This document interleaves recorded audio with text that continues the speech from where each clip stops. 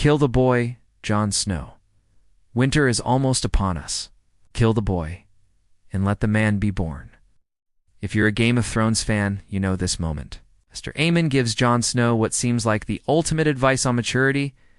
For years, I believed this was the truth. To become a man strong, stoic, independent, I had to slaughter the child inside me. I had to erase every weakness, every vulnerability. But I was profoundly wrong. That single mistake, that misinterpretation, cost me very much.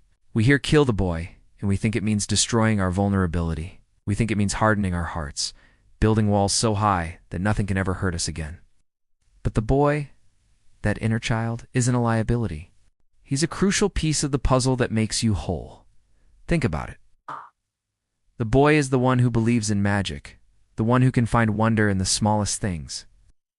The boy is the one who gets excited about Christmas, not only because he still believes in Santa, but because he has the empathy to keep that magic alive for his own children, for the people he loves. If you kill the boy completely, you don't just kill weakness. You kill your capacity for empathy. You kill your ability to feel pure, unadulterated joy. You become a machine, a hollow shell going through the motions. You become efficient, perhaps, but you lose your soul. Now, there is a dark side to this, and this is where I failed spectacularly.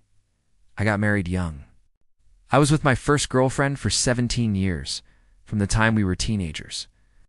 In my mind, I had killed the boy. I did everything a man was supposed to do. I worked tirelessly. I studied hard, got my degree.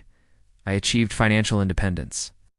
I bought the apartment, put food on the table every single night. I was providing. I was protecting. I thought I had built a fortress, but the boy wasn't dead. He was just hiding. He was suppressed, locked away in the basement of my mind. Because I didn't acknowledge him, because I didn't let him grow up alongside me, he found ways to hijack my entire life, especially my relationship. In moments of crisis, when my wife needed a partner, I didn't act like one. The scared, insecure boy would take over. I didn't act like a man, a leader, a lover. I acted like a dependent child. I became needy.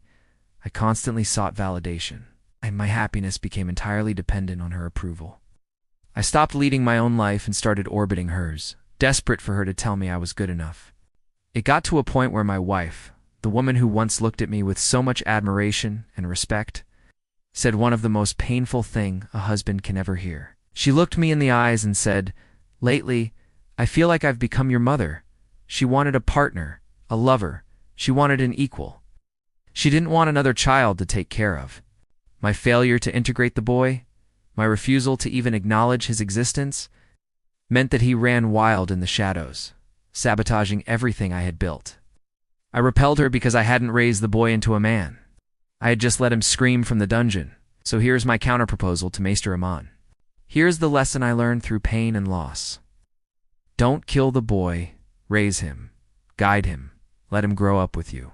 Allow that younger version of yourself to become a peaceful memory, a wise old friend who sits quietly in your soul. He's not the enemy, he's your ally. Should consult him when you need to remember how to play with your kids on the floor without worrying about looking silly. Consult him when you need to feel that pure, unfiltered joy of a beautiful sunset or a great song. Consult him when you need to access raw empathy and connect with someone's pain.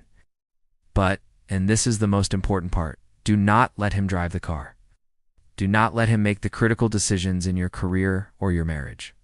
Your adult self, the man you have become, must always be in the driver's seat. You have to be the man you are meant to be. This means treating your inner boy as a source of emotional strength, not an enemy to be vanquished or an insecure child who fights meaningless battles for validation. The balance is everything. If you kill the boy, you lose your heart.